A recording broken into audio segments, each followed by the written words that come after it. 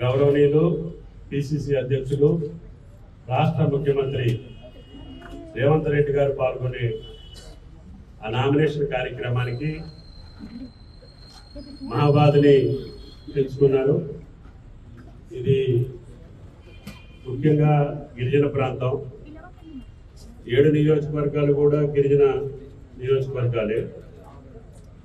అందరూ మన శాసనసభ్యులు ఉన్నారు కాబట్టి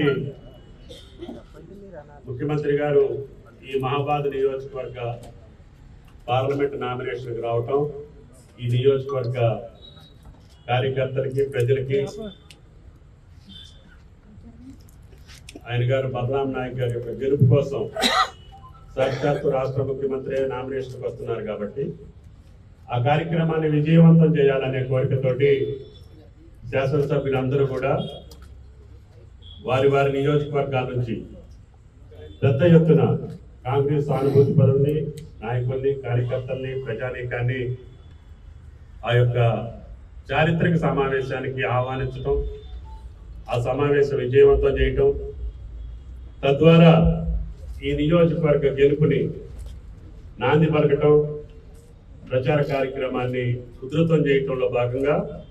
ముఖ్యమంత్రి గారే పాల్గొంటున్నారు కాబట్టి మీ అందరూ కూడా వీలైన కాడికి ప్రింట్ మీడియా కావచ్చు, ఎలక్ట్రానిక్ మీడియా కావచ్చు, ఆ సమావేశం విజయవంతం కావడానికి మీ దగ్గర ఎన్ని విద్యలు ఉంటే అన్ని విద్యలో రేపు ఎల్లుండి ప్రయోగించి పెద్ద ఎత్తున జనానికి ఆ రకమైనటువంటి ఊపుని, ఉత్తేజాన్ని తీసుకురావాలని చెప్పి మిమ్మల్ని కూడా ప్రార్థించాలని చెప్పి వచ్చాము.